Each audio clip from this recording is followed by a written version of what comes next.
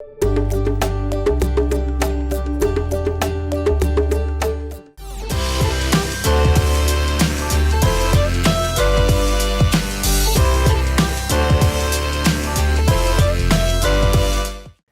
aí, tudo bem?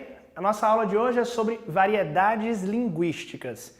Preste atenção nesse termo, hein? Variedades linguísticas, ou seja, existem diferentes maneiras de a gente utilizar a língua. E é importante que a gente aprenda desde já que todas essas diferentes maneiras correspondem a um contexto. Quando eu falo em variedades linguísticas no Brasil, galera, preste atenção, eu estou falando de uma diversidade tão grande que a gente poderia falar até que a gente fala diferentes línguas portuguesas. Por que eu estou falando isso? Porque só se a gente for parar para pensar nas variações regionais, as pessoas que moram no sul, as pessoas que moram no nordeste, no norte, no centro-oeste, galera, o uso diversificado que essas pessoas fazem da língua torna a língua portuguesa de uma complexidade, de uma riqueza tão bonita que estudar a língua obriga o pesquisador, o professor, a compreender que não existe uma maneira única, uma maneira certa, exclusiva de falar a língua portuguesa. Se alguém virar para você e falar um ba, um che, um oxente, você ia saber reconhecer esses termos? Depende de onde você mora, depende da sua origem.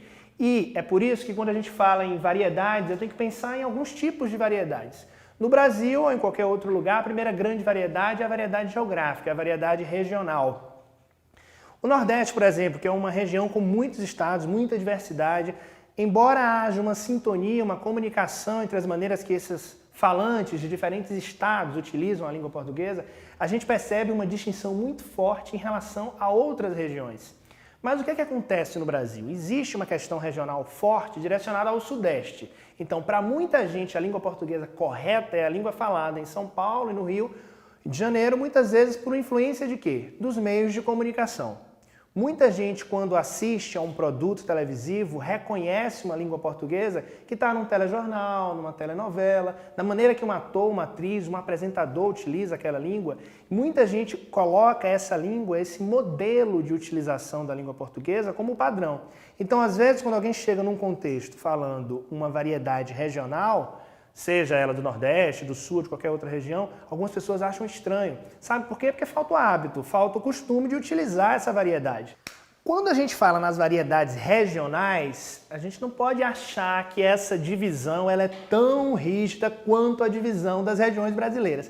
Olha só, você deve ter percebido que esse mapa aqui ele tem um colorido diferente, especial. Ele não representa exatamente as delimitações geográficas que estão ali previstas nas determinações dessa área, né? Sabe por quê? Porque a língua, a maneira que a gente utiliza a língua portuguesa, ela não está marcada por um limite geográfico. Já pensou se eu dissesse que a partir do momento que você colocou o pé em outro estado, você já tem que falar de outro jeito? Não é bem assim, né? As variedades, acima de tudo, elas são culturais.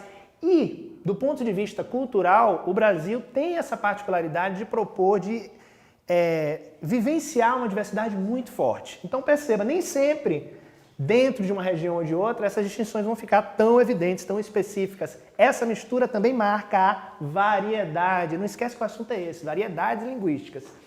Outro tipo de variedade muito comum são as variedades sociais.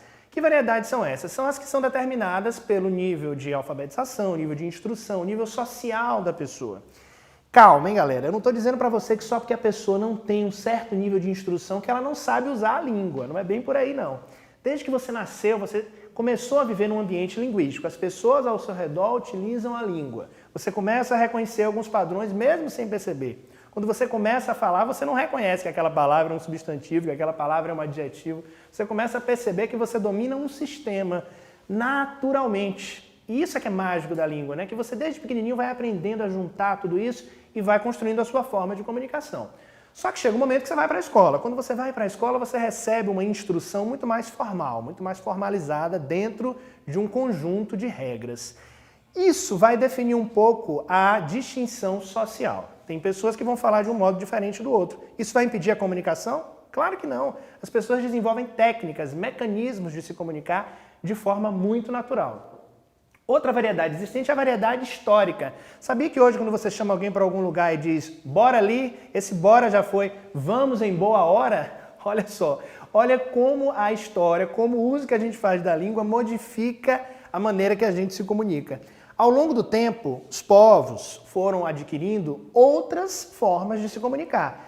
Lembra quando a gente fala que o português tem origem no latim? Então, essa questão histórica ela é muito importante para a gente compreender que ao longo do tempo as pessoas vão, por meio da sua própria diversidade também, né, porque existe o próprio uso individual da língua, o ser humano se coloca, ele se põe diante dessa linguagem, ele vai propondo modificações. Ao longo do tempo, essas modificações se cristalizam, ou seja, elas vão sendo internalizadas pelo idioma, a ponto de algumas palavras irem para o dicionário, algumas expressões serem completamente modificadas. Lembra aquela história do vossa mercê, que virou você, em alguns lugares já é ser? Então, essa distinção histórica ela é natural, ela acontece na língua, é uma propriedade da língua. Por isso que a gente diz que a língua é um sistema vivo. Ele não é único, ele não é imutável, ele não é intocável, não.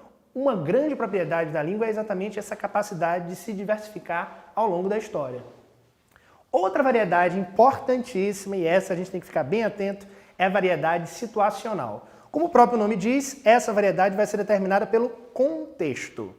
E aí, galera, a gente tem que compreender, né, que nem sempre vai dar para a gente utilizar a mesma língua em diferentes ambientes. Vamos imaginar que você é convidado para uma entrevista de emprego. Essa conversa, essa troca, essa comunicação que você vai ter com a pessoa que está do outro lado não vai ser igual à comunicação que você utiliza com seus amigos. Existem distinções importantes, situacionais, contextuais, que determinam que repertório, ou seja, que vocabulário você vai utilizar, de que maneira você vai se comunicar com sua família num almoço de domingo, de que maneira você vai se comunicar num telefonema oficial solicitando uma vaga em um curso. São questões diferentes e a gente vai aprendendo ao longo da nossa trajetória, ao longo do nosso aprendizado, que a língua ela vai sendo utilizada de forma particular e adaptável a uma situação. Então essa é a variedade situacional. Quando a gente fala em variedades também, né, lembrando sempre dessa capacidade de transformação, de movimento da língua, surgem alguns termos que a gente precisa chamar a atenção para compreender que existem mecanismos próprios de comunicação. Um mecanismo próprio de comunicação que existe é o dialeto. O dialeto, ao longo do tempo, ele vai se tornando tão forte, tão próprio, tão particular, que ele ganha a característica de uma região. Tem gente que vai falar de um dialeto regional de um determinado lugar. Por quê? Porque essas características dessa língua, elas vão se tornando tão próprias, a ponto de a gente já não dizer que é uma nova língua, mas que é uma variedade muito forte, quase que institucionalizada. A própria língua portuguesa, ela é originária de uma variação daquilo que se chamava de um latim vulgar, de uma variação do latim, que era a língua oficial do Império Romano. Essa distinção, essa variação foi se tornando tão forte a ponto de ela se transformar num dialeto. Existe também o que a gente chama de socioleto, que é aquela variedade utilizada por um grupo social. Alguns vão até utilizar também o termo jargão, ou seja, um termo muito específico para se referir a um conjunto de palavras, a um vocabulário específico de um determinado grupo. Pode ser um grupo profissional, um grupo que utiliza determinadas palavras que são muito próprias, né, de um ambiente, de uma construção. Então perceba, o dialeto ele ganha essa característica, ele parte do indivíduo, vai sendo compartilhado por uma sociedade, por um grupo muito maior. O socioleto já se refere a um grupo um tanto mais restrito, a uma questão muito mais específica. Um socioleto específico de uma profissão, por exemplo.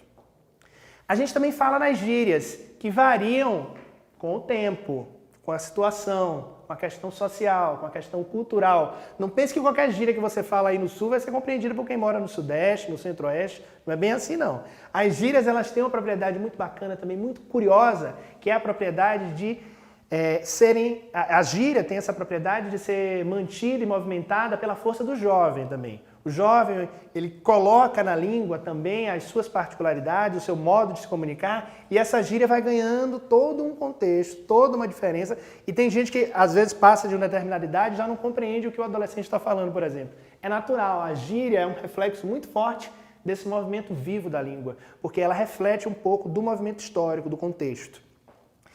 E aí, eu falei dessas variedades interessantes que podem provocar essa liberdade, né? Já que essa língua é tão viva, eu tenho liberdade de me comunicar, mas existe, a norma padrão. Você já deve ter ouvido falar dela muitas vezes. Ela às vezes coloca a gente numa situação meio assustadora, porque parece que a norma vai nos aprisionar, não vai dar pra gente se comunicar de outra forma.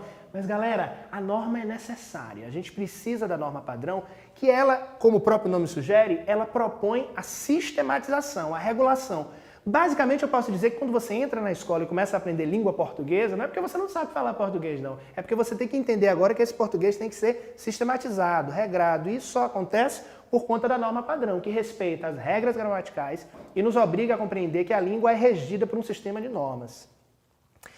Essa norma padrão ela vai se manifestando e a gente percebe também que existem variações situacionais do campo da formalidade e da informalidade. E aí, galera, como é que vocês estão? Se eu falar dessa forma com você, você vai perceber que eu estou usando uma informalidade, ou seja, eu não estou sendo nada formal. Agora, se eu digo, prezados senhores, vamos iniciar agora um momento importante na nossa aula. Só a utilização desses prezados senhores já deu à minha forma de comunicação um tom muito mais sério. Então, eu poderia dizer que a diferença básica entre a formalidade e a informalidade está nessa dimensão da seriedade, da estruturação, da regra muito bem respeitada. Então, por exemplo, a gíria está no campo da informalidade. Agora, a linguagem que você utiliza na apresentação de um seminário escolar, por exemplo, seu professor está ali do lado, você tem que apresentar para os alunos um conteúdo, você tem que apresentar numa variedade formal. Bom, se você acabou de compreender que o Brasil tem essa diversidade, que a gente tem diferentes maneiras de se comunicar, que a língua é rica, viva, variada, por que será que eu fiz questão de chamar a atenção para o que se chama de preconceito linguístico? Porque, galera, infelizmente existem várias maneiras de a gente manifestar um pouco a nossa intolerância, a nossa incompreensão pelo diferente, né? E uma das maneiras que as pessoas mais manifestam isso é pela língua. Então aquela galera que olha torto, que acha estranho quando alguém fala errado, está cometendo um preconceito muito chato, que é o preconceito linguístico. Você não pode julgar o outro pela história, pela classe social, pela formação que ela teve. A língua que a pessoa utiliza não vem associada à história dela. Você não vai compreender isso só olhando para a pessoa. Então, nada de debochar, nada de ridicularizar quem utiliza uma variedade diferente da sua. A norma padrão não é a única, ela é a necessária para regrar a nossa comunicação. Mas o preconceito linguístico é feio, sabe por quê? Porque ele demonstra que você não tem capacidade de compreender a variedade, compreender o diferente. Isso não é nada interessante. Então, nada de debochar de um colega ou de alguém que utiliza uma variedade regional diferente, ou que não sabe formar talvez a regra do plural que você já aprendeu. Então, se ele falou as meninas, os meninos, ele se comunicou. Você sabe qual foi a situação, qual foi a classe, qual foi o contexto que ele aprendeu essa língua? Não. Então não julgue, não vamos cometer o que a gente chama de preconceito linguístico, que é uma área muito forte hoje de estudo no campo da linguística, porque mostra pra gente que a língua também é identidade, a língua também é comunicação, ok? Então não perde de vista isso, hein? Vamos compreender essas variedades e utilizar a língua da melhor forma possível, ok? Esse foi o tema da aula de hoje, variedades linguísticas. Espero que tenha ficado tudo claro. Valeu!